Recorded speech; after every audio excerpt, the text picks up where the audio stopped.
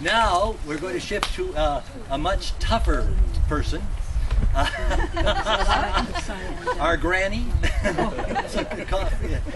given by not so tough a person, so it's one of the loveliest persons of our generation, to talk about our granny. Okay, I'm going to give you a bit of a history of our grandmother and the life that she led, which was quite incredible. Eliza Jane was born January 1890 in Islington, the fifth of 8 children born to Charlotte and Henry Pettit.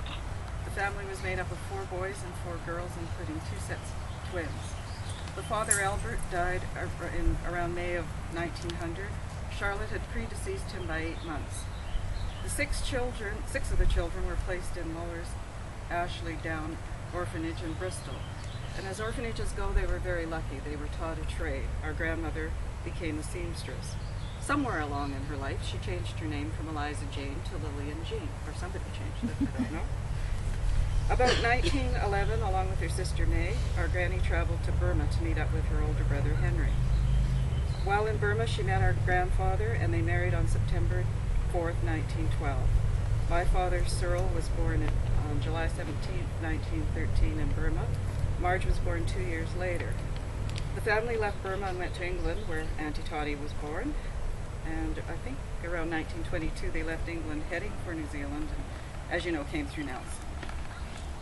Our grandfather died December 4th, 1926 at age of 49. Their youngest daughter, Wilma, was born on December 6th, 2 days after his death, leaving our granny a widow at 36. The family stayed in Nelson until around 1934, and they moved to Vancouver. My dad would have been 21, and Wilma, the youngest, would have been about 8.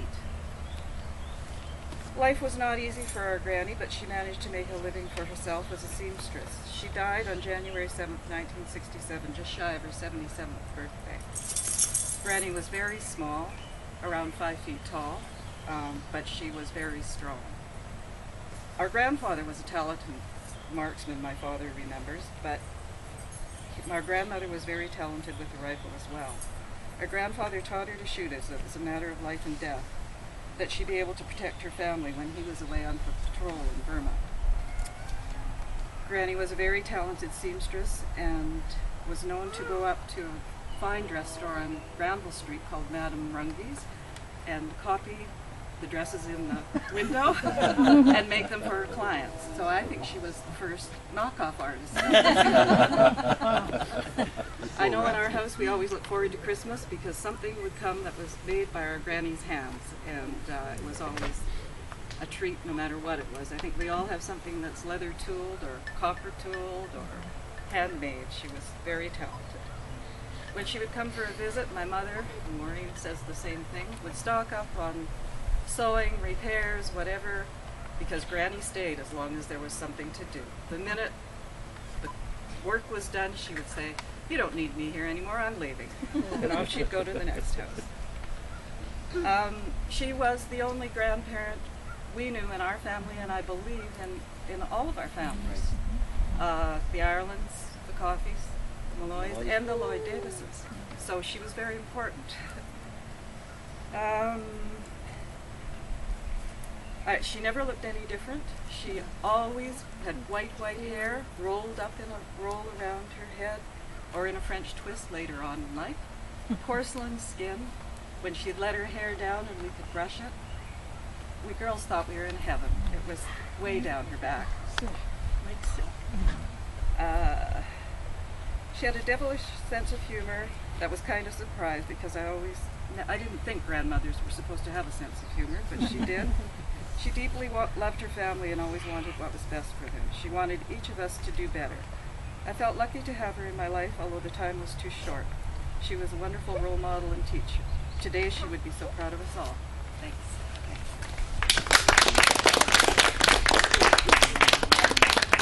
Now, Granny was not only a dab shot with a rifle. Granny was trained as a machine gunner.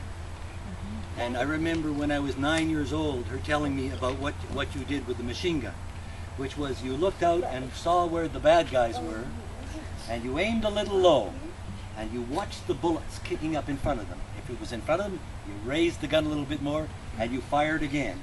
And when the bullets were coming up all around the bad guys, then you let rip. Not many people have grandmothers like that. I always said to my sisters when they were having a tough time with another woman, always remember, when her grandmother was feeding chickens, your grandmother was firing a machine gun. Always remember that. That's the kind of women we have in our family. Okay? That's why the men are always so respectful. Now I think we'll have a song, if we may. If we may. This is a song, this is a very old song that goes back to very early English wars in the early 1700s. And I thought when we decided to do this, it was a wonderful song because it's called Over the Hills and Far Away. And this is where he ended up. Over the hills and far away. This is actually in a series from the Peninsular Wars and the Napoleonic Wars, but it goes back into the mid-1700s, and I added a verse at the end of it for our granddad. I did this for 25 years on stage and I never choked up. And, 40 shillings on the drum for those who volunteer to come to list and fight the foe today, o'er the hills and far away, o'er the hills and o'er the main, Flanders, Portugal and Spain. King George he calls and we will obey, over the hills far away. When duty calls I must obey, stand and fight another day. A part of me will always stray, o'er the hills,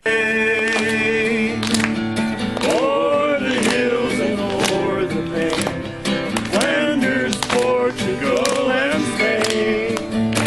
King George calls and we obey, over the hills far away.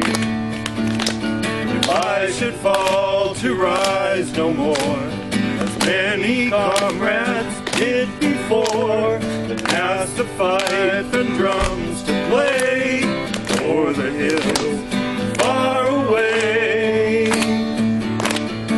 o'er the hills and o'er the main, Flanders, Portugal and Spain. King George he calls and we obey, over the hills far away.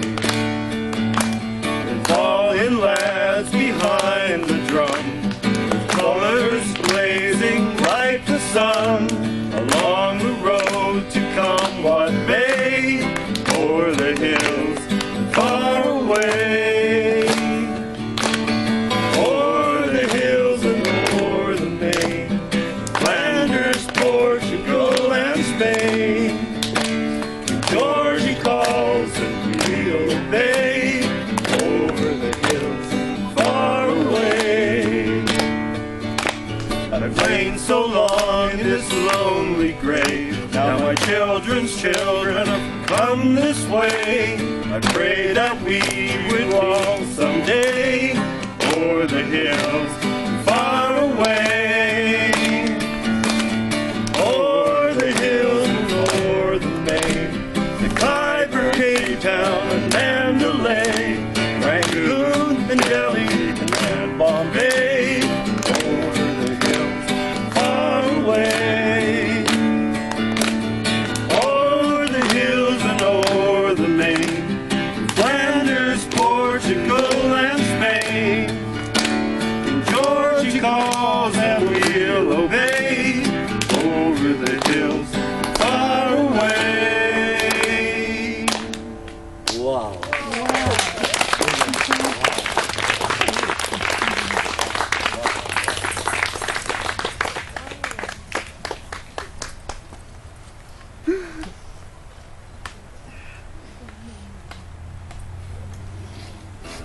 Well done. Troopers. Trooper. Well done. Well done. Careful of the grave right there.